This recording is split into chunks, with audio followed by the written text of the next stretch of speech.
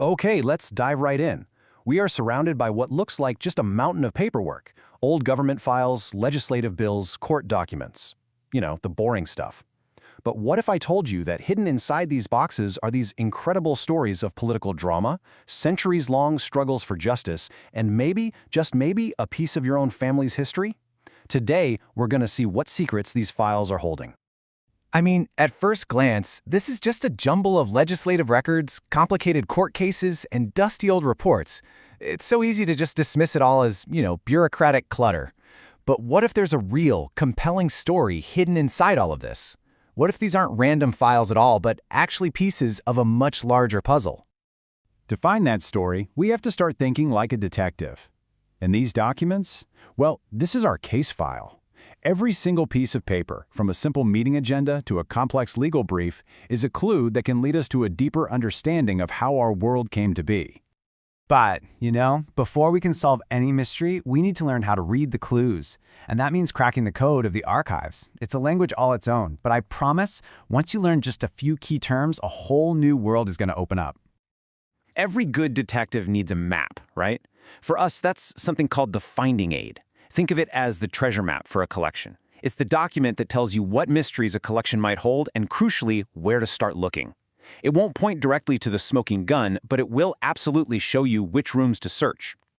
So this is how we translate some of that archival jargon. On the left, you see the official terms, and on the right, what they actually mean for our investigation.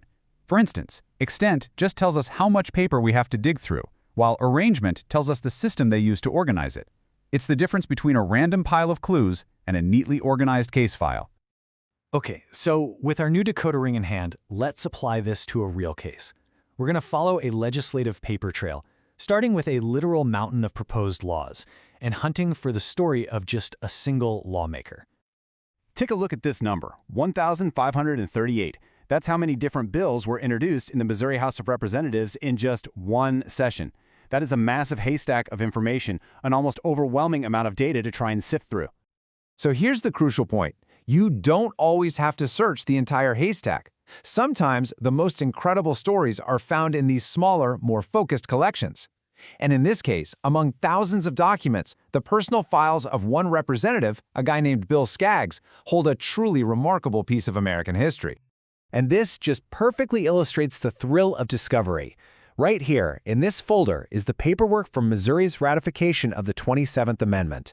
Now, this amendment, which was part of the original Bill of Rights proposed way back in 1789, it basically prevents Congress from giving itself an immediate pay raise. And it was pretty much forgotten for nearly 2 centuries until a university student discovered it never had an expiration date, which sparked this nationwide movement to get it passed.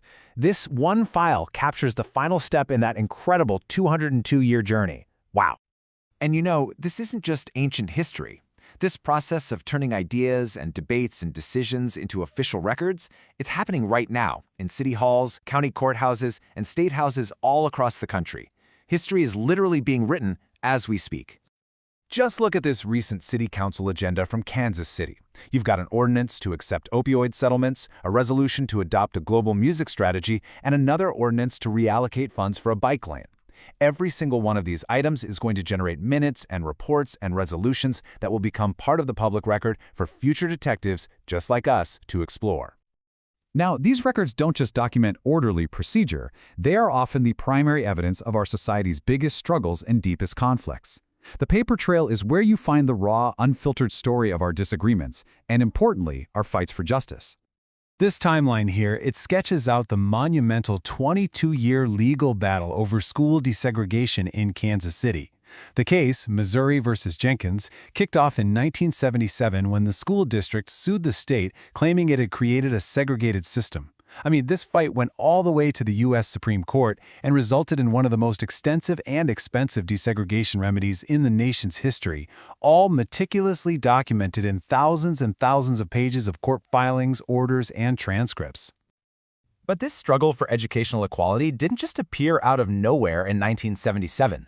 The archives let us trace its roots back through generations, showing us exactly how long and how persistent the fight for basic civil rights has really been. So check this out. This record is from over 60 years before the Kansas City lawsuit even began. It's a newspaper article from 1915, and it's celebrating a Supreme Court decision that struck down the so-called grandfather clause, which was basically a legal trick used to deny black citizens the right to vote. These two records, separated by decades, are really just chapters in the same long story of the struggle for equality, a story told entirely through our public records. Beyond these huge societal struggles, the files also give us a front-row seat to scandals, controversies, and the whole process of holding public officials accountable for their actions. For example, here are the records outlining the impeachment of Missouri's Secretary of State Judith Moriarty back in 1994. She was accused of backdating an official form so her son could file for office after the deadline had passed.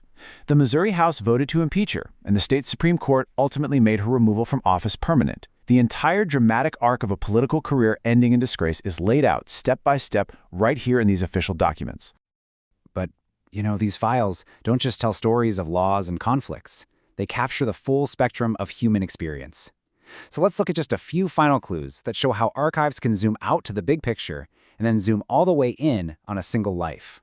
10,499. In the year 1900, that was the number of separate school districts in Missouri. This one number tells a huge story of a radically decentralized, community-by-community approach to education long before a century of reorganization and consolidation completely reshaped the state. This is a really powerful quote. It comes from the records of the Department of Natural Resources, and it documents the environmental consequences of unregulated mining. It's a story of industry, of economic development, and of the long, difficult process of cleaning up the aftermath. And then there's this, a Civil War record that reveals a hyperlocal story of conflict. This isn't about a famous battle or some great general. It's a claim for damages to one man's property. It just brings a massive national conflict down to the most personal, human scale you can imagine. And finally, have a look at this simple index from the state's collection of death certificates. Now, it might just look like a list of roll numbers and certificate numbers, but this is an index of lives. Every single one of those numbers represents a person, a family, and a story. For genealogists and historians, these records are absolutely priceless keys to unlocking the past, one individual at a time. So we've seen how a single file can rewrite constitutional history, how court records can document generations of struggle. So what's the final clue in our investigation? Well, it's that these stories, they don't just belong to the past or to historians. These records belong to the public. That means they belong to you. The story of your town, your laws, your conflicts, and maybe even your own family, it's written in these files. They're just waiting for a detective to come along, crack the code, and bring them back to life. The only question is, what will you discover?